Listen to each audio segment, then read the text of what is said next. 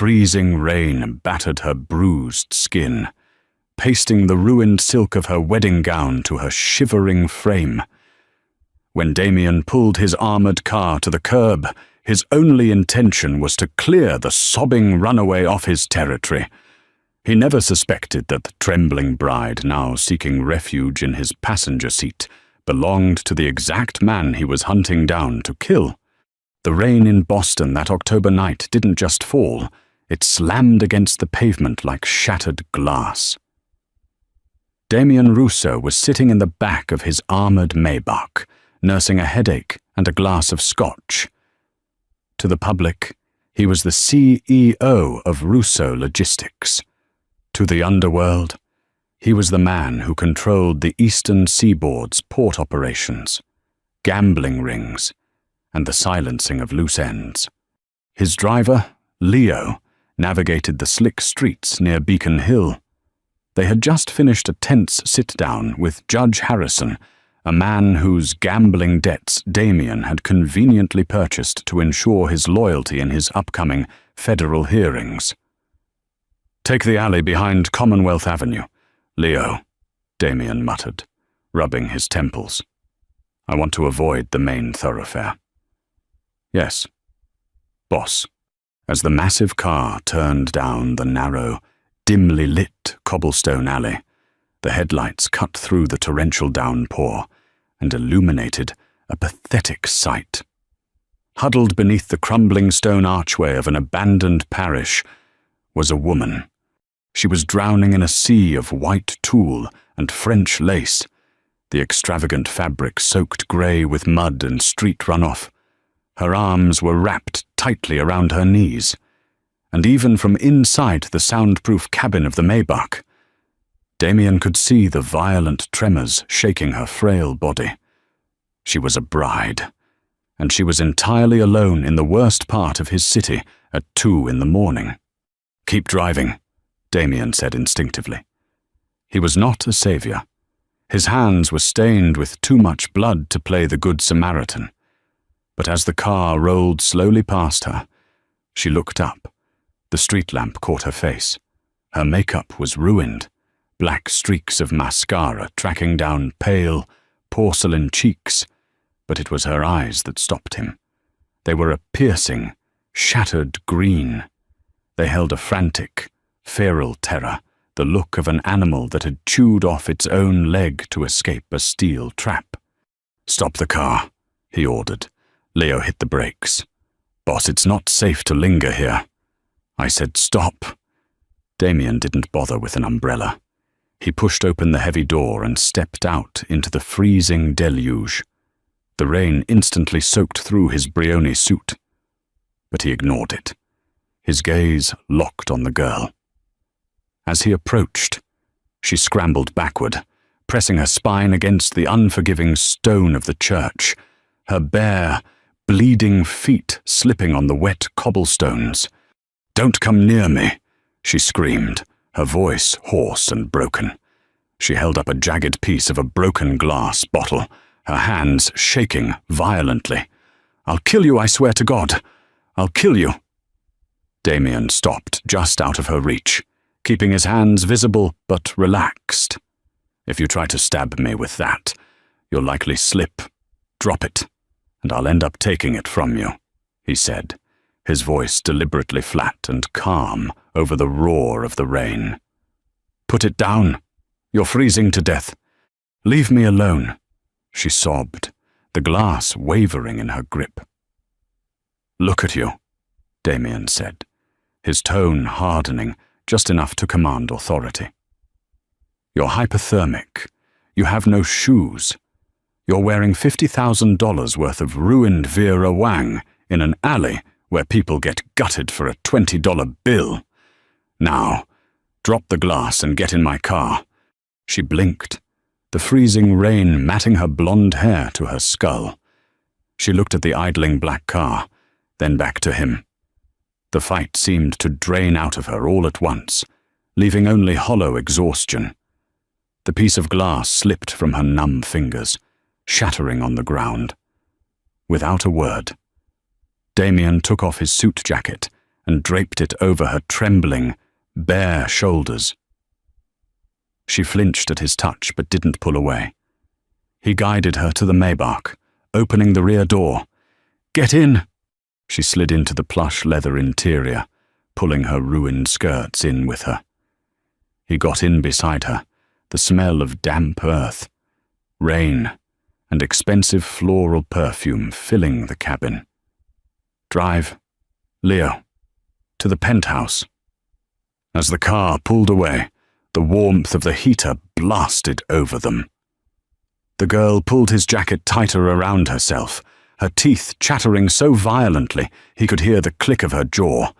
"What is your name?" Damien asked quietly, pouring a clean glass of scotch from the console. He held it out to her. She stared at the amber liquid for a long moment before taking the glass with trembling hands. She took a sip, coughing as the alcohol burned her throat. "Cecilia," she whispered. "Cecilia," Damien repeated, tasting the name. "Well, Cecilia, you're going to tell me exactly what you're running from. Because out here, the monsters don't stop hunting just because it's raining." She looked at him, her green eyes wide with a mix of gratitude and lingering terror. She had no idea the man sitting next to her was the biggest monster of them all. Damien's penthouse, overlooking the Boston harbor, was a fortress disguised as a luxury residence. Bulletproof glass, private elevators, and armed guards stationed in the lobby ensured that nothing came through his doors without his explicit permission. When they arrived, Damien handed Cecilia off to Maria, his longtime housekeeper, who asked no questions. Maria was used to cleaning up his messes, though usually they involved blood, not runaway brides. Half an hour later, Damien was sitting in his study, the fireplace roaring, scanning the city's police scanners and his syndicate's encrypted chatter. Things were quiet. Too quiet. The heavy mahogany doors clicked open. Cecilia stood in the doorway. She was wearing one of his black cashmere sweaters, which swallowed her petite frame, falling midway down her thighs. Her blonde hair was towel-dried, falling in soft waves over her shoulders. The dirt and ruined makeup had been scrubbed away, revealing a devastatingly beautiful, aristocratic face. But the shadows of exhaustion beneath her eyes remained. "Sit," he instructed, gesturing to the leather armchair opposite his desk. She walked over slowly and sat, pulling her legs up underneath her defensively. "Better?" Damien asked. "Yes. Thank you. Mr. Just Damien." He lied smoothly by omission. "Now, Cecilia, I am not a patient man, and I don't run a charity. You were running from a wedding, not a small one, judging by the dress. Who were you leaving at the altar?" She looked down at her hands, her fingers twisting nervously into the fabric of his sweater. "My father is Richard Montgomery," she began, her voice a fragile whisper. Damien paused. Richard Montgomery, the real estate tycoon, the man who had been building luxury high-rises across the city, only to file for Chapter 11 bankruptcy 3 months ago amidst rumors of severe embezzlement and illegal loans. "Your father owes money," Damien stated. It wasn't a question. Cecilia nodded, a bitter, tearful laugh escaping her lips. $30 million. He borrowed it from the wrong people to keep his company afloat. When he couldn't pay, they came for him. They threatened to kill him, to kill my little sister. She looked up, her eyes blazing with sudden, furious tears. So he made a deal. He traded me. I was supposed to marry the man who holds his debt, a peace offering, a permanent hostage to ensure my father's future compliance. Damien leaned back in his chair, steepling his fingers. The underworld was a small, vicious ecosystem. Debt for flesh was an old-school tactic, brutal but effective. And tonight was the wedding. Yes, she choked out, at the cathedral. But right before I walked down the aisle, I overheard his men talking in the antechamber. I heard what he does to women who displease him.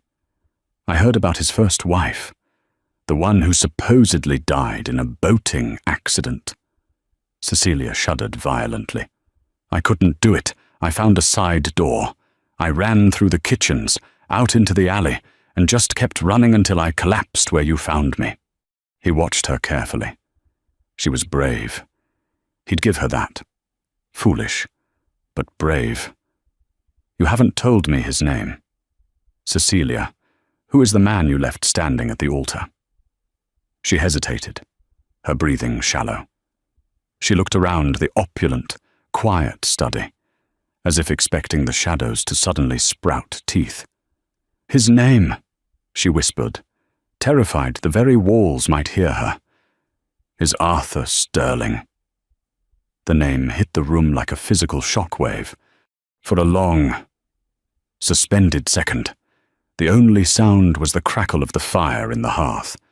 Damien's expression remained entirely neutral, a mask of stone carved over a decade of surviving in a cutthroat world. But inside, his blood turned to ice, and then to pure, molten fire. Arthur Sterling, the head of the Sterling crime family, the man who controlled the western territories of Massachusetts, the man who had ordered a hit on Damien's younger brother 3 years ago, a hit that had left his brother paralyzed from the waist down. Arthur Sterling was his mortal enemy.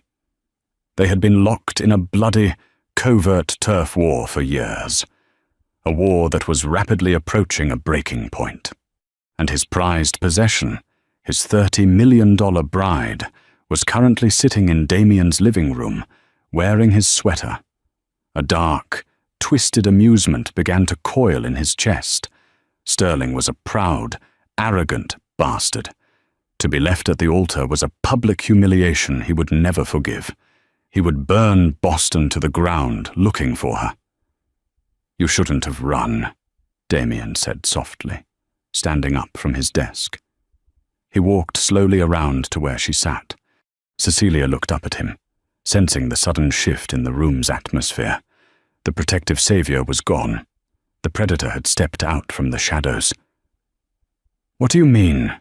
she asked, her voice trembling again. "I told you. He's a monster. He would have killed me eventually." "He might have," Damien agreed, stopping right in front of her chair. "Arthur Sterling is a ruthless, sadistic animal. He runs the largest illegal arms trade in New England. He doesn't forgive, and he certainly doesn't forget." Cecilia's breath hitched. How do you know that?" Damien looked down at her. Seeing the exact moment the realization began to dawn in those beautiful green eyes. She looked at the expensive art on his walls, the heavy mahogany desk, the visible gun holster discarded carelessly on the side table. "Because, Cecilia," he said, his voice dropping to a smooth, lethal register, "in order to fight a monster, you have to be a bigger one." He reached out, his knuckles gently brushing against her pale, warm cheek. She froze, entirely paralyzed by the sudden, terrifying shift in his demeanor. "My full name isn't just Damien," he whispered, holding her terrified gaze.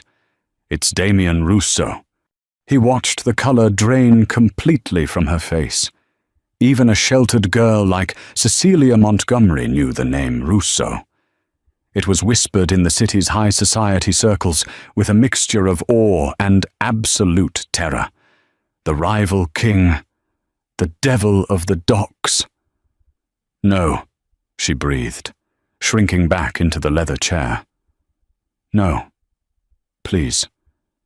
"You jumped from the frying pan directly into the fire, little bird," he said softly. "Please let me go," she begged, tears spilling over her lashes once more. "I won't tell anyone I was here. I'll leave the city. I'll disappear." "Disappear?" Damien let out a low, dark chuckle. "Do you have any idea the gift you've just handed me?" Arthur Sterling humiliated, scrambling in the dark for his runaway bride, while I have her locked away in my tower. He leaned down, his face inches from hers. "You aren't going anywhere.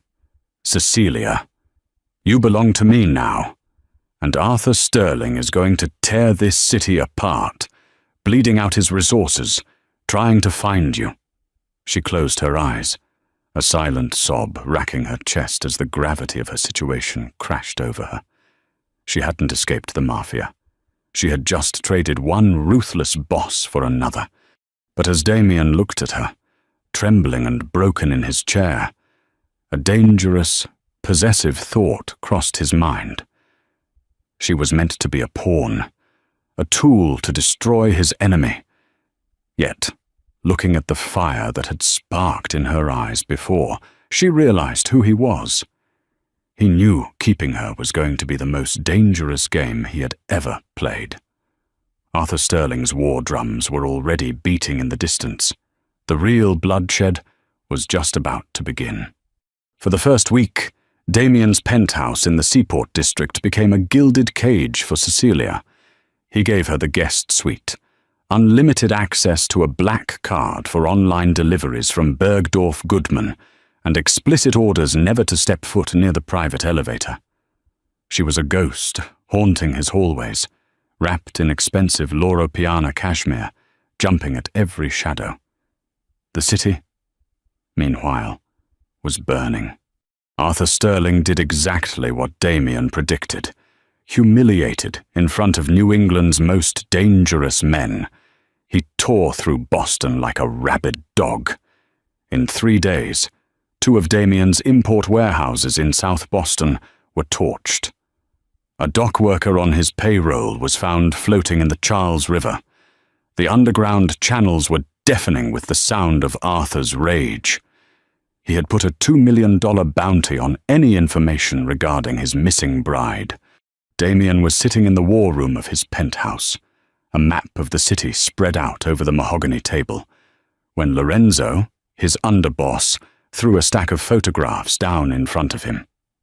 Sterling hit the club in the North End. Lorenzo growled, his jaw ticking. Shot up the facade. Took out 2 of our bouncers. He's leaving a message. Boss, he knows we have her. Or at least, he suspects it. Let him suspect, Damien replied smoothly, though a vein pulsed in his temple. Sterling is acting on emotion. Emotion makes men sloppy. Double the guard on the ports and tell the men to shoot any Sterling associate on sight. We are officially at war. As Lorenzo left, Damien rubbed his eyes, the exhaustion of a 72-hour week catching up to him. A soft rustle of fabric drew his attention. Cecilia stood in the doorway. The terrified, shivering girl from the alley was gone, replaced by a woman whose sharp, aristocratic features were set in a mask of heavy guilt. She had heard Lorenzo. "How many?" she asked, her voice trembling but surprisingly clear. "How many what?" Damien poured a glass of Macallan 18, not offering her any. "How many people have died because I was too cowardly to marry him?" she demanded, stepping into the room. Her green eyes flashed with a sudden, desperate fire. "I saw the news. Damien, the fire in South Boston, the shooting in the North End. That's him, isn't it? He's looking for me." "It is," Damien admitted, leaning against the edge of the table. "But you flatter yourself if you think this is purely about a broken heart. You bruised his ego. Worse, you cost him leverage.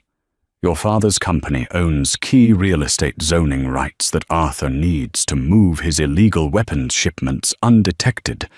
Without you, he loses his grip on your father. Then give me back she whispered. The words sounded like shattered glass. Damien froze, the glass of whiskey halting halfway to his mouth. He looked at her, truly looked at her.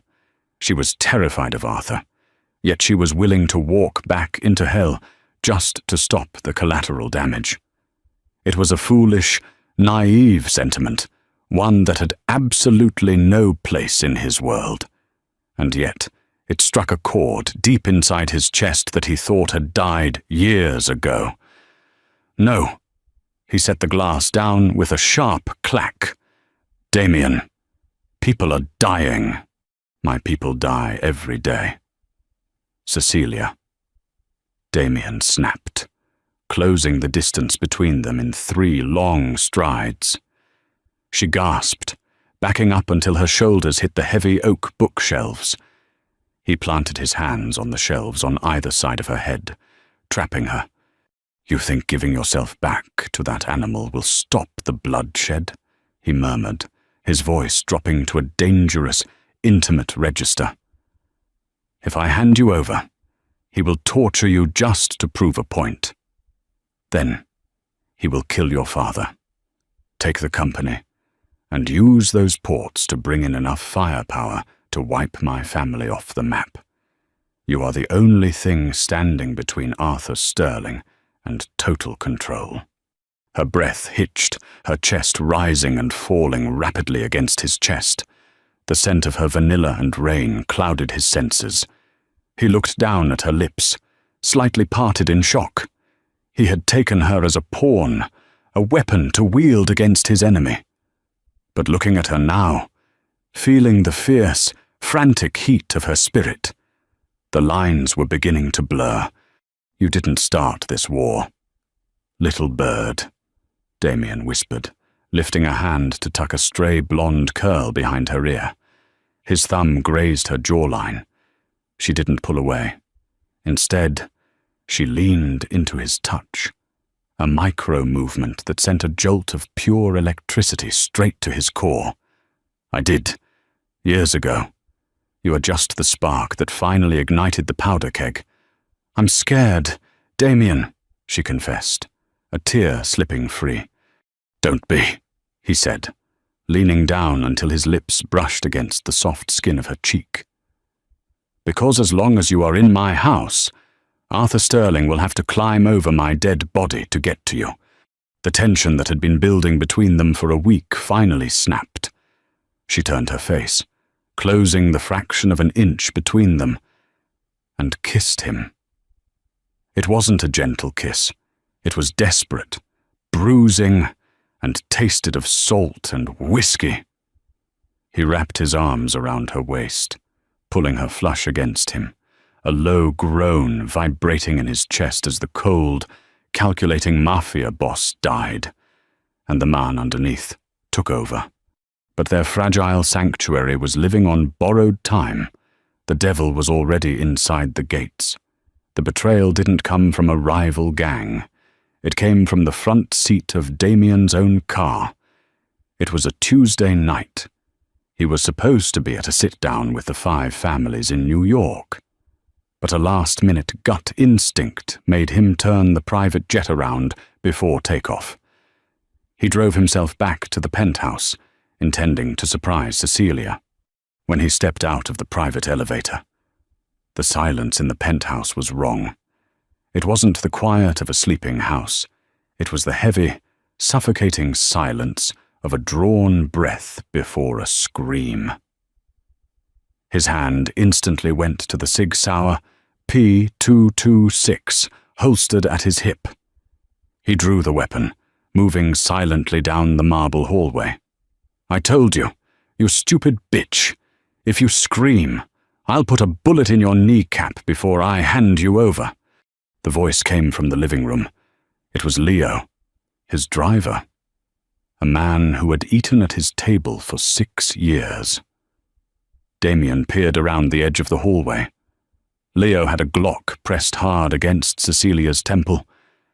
She was on her knees, her hands bound behind her back with zip ties, her face deathly pale. Sitting on the custom Italian leather sofa, smoking one of Damien's imported cigars. Was Arthur Sterling. Punctuality was never your strong suit, Leo. Arthur sneered, adjusting the cuffs of his bespoke suit. He was a handsome man in a serpentine way, with cold, dead eyes. Take her down to the freight elevator. My men are waiting in the garage. Once she's secure, you get the rest of your money. Leo grabbed Cecilia by the hair, hauling her roughly to her feet. She let out a muffled cry. That was the moment the world went red. Damien stepped out from the hallway, raising his weapon. You're not going anywhere, Leo. Arthur laughed, a harsh, barking sound. He didn't even flinch. Damien, I was wondering when you'd show up. I hear you've been keeping my bride warm. Drop the gun, Leo, Damien ordered, ignoring Arthur completely. His eyes were locked on his driver. Do it now, and I'll make your death quick. Leo panicked. His hand shook. Sorry, boss. Sterling offered me 10 million and a ticket to Dubai. I couldn't pass it up. Leo shifted his aim from Cecilia toward Damien. He was fast, but Damien was faster. Damien fired 2 rounds. The first shattered Leo's shoulder. The second took him square in the chest. He dropped like a stone, his blood pooling on the Persian rug. But the distraction cost him. Before Damien could pivot his weapon, Arthur drew a compact Beretta from his jacket and fired. Pain, hot and blinding, exploded in Damien's side. He stumbled back against the wall, dropping to one knee as a bullet tore through his ribs. His gun clattered to the floor, sliding out of reach across the polished marble. You always were arrogant, Damien, Arthur mocked, standing up slowly. He aimed the Beretta at Damien's head, his smile twisting into something sadistic. Taking what belongs to me. Did you really think you could win after I blow your brains out? I'm taking Cecilia home. I'm going to make her watch as I burn her father alive. And then she's going to spend the rest of her miserable life begging for my permission to breathe. Arthur cocked the hammer. Goodbye. Rousseau. Bang. The gunshot was deafening, but the bullet didn't hit Damien. Arthur's eyes went wide. He swayed on his feet, looking down at his chest in absolute disbelief. A dark, rapidly expanding blossom of red stained his immaculate white shirt. He dropped the gun, gasping for air, and collapsed forward onto the glass coffee table, shattering it into 1,000,000 pieces.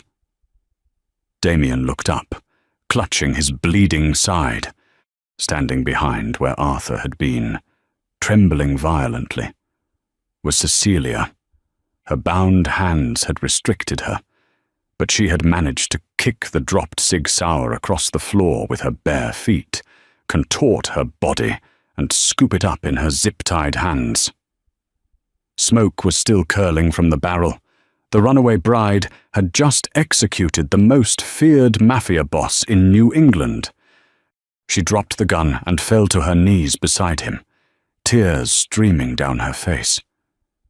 Damien, oh my God, Damien, you're bleeding. I'm all right. He gritted out, though his vision was swimming.